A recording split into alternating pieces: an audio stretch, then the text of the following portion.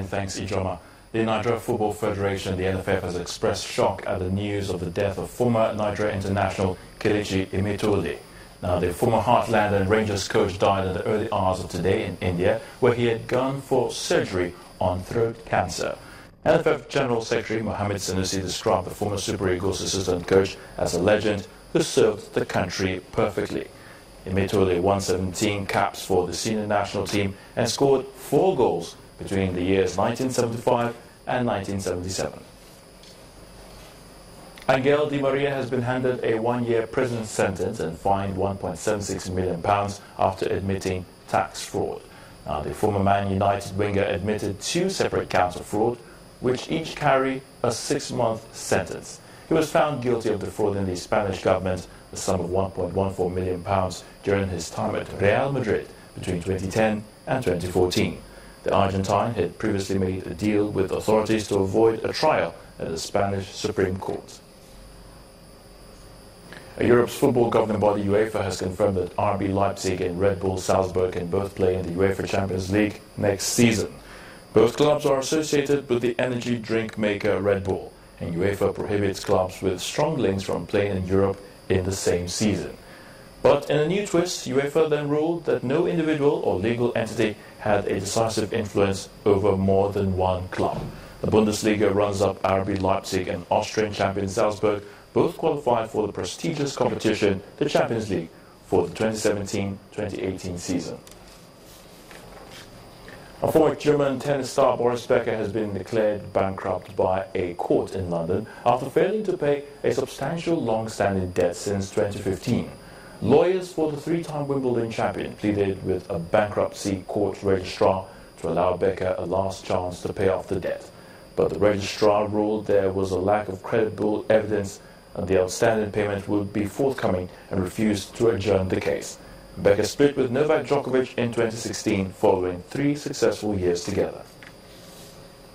And Joe Wilfried Tsonga became the latest star to crash out of the Queen's Club as the world number 10 was beaten 6-4, 6-4 by Luxembourg's Charles Muller.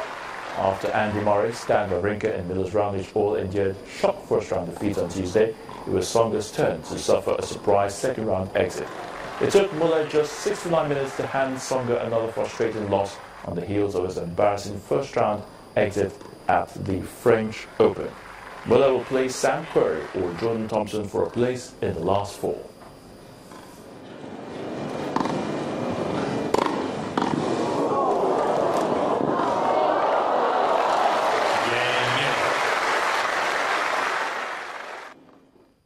And that's a wrap on sports news. The news at 10 continues in a moment.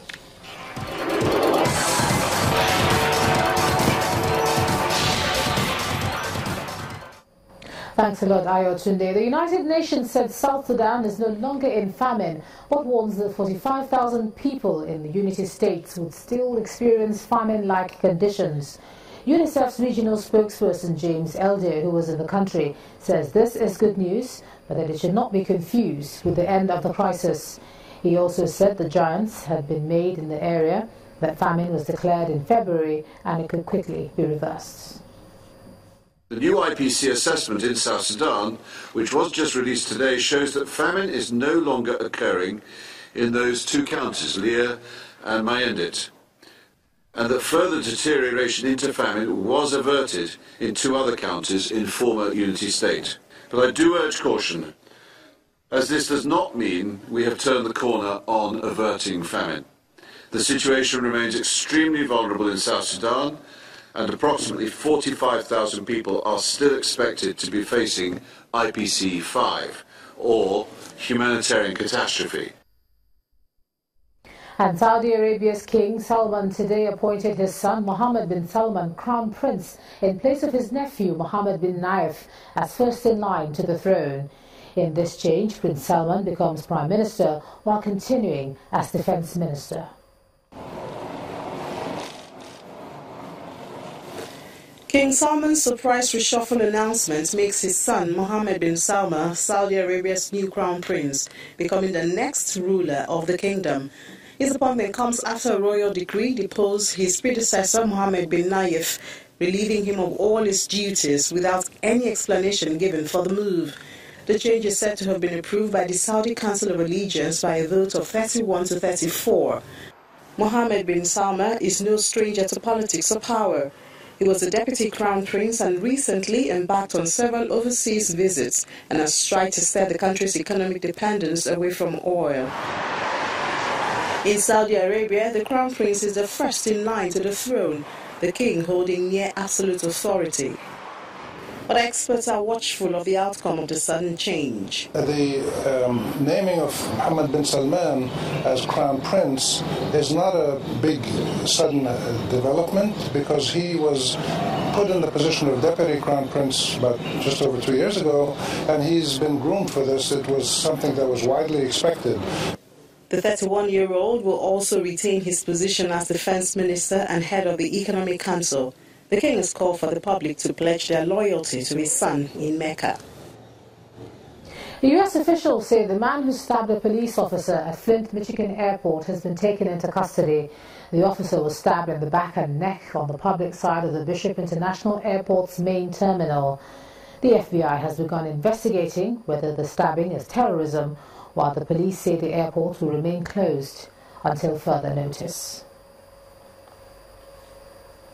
And the main news again. Indigents of Kogi West today submitted their signatures to the Independent National Electoral Commission with a view to recalling Senator Dino Melaye from the National Assembly. Senator Melaye, however, described the exercise as a comedy of errors. Also today, the acting president, Yemi Osinbajo, charged state governors to resist the temptation of playing politics with the nation's security and unity. Professor Osinbajo made the plea when he met with governors as part of consultations to douse the tension over a quit notice to Igbos by some northern youths. And the United Nations has declared that South Sudan is no longer in famine following an increase in aid to the war-ravaged country. And that's the news at 10 tonight. Thanks so much for staying with us. I'm Ijoma Onyato. Good night.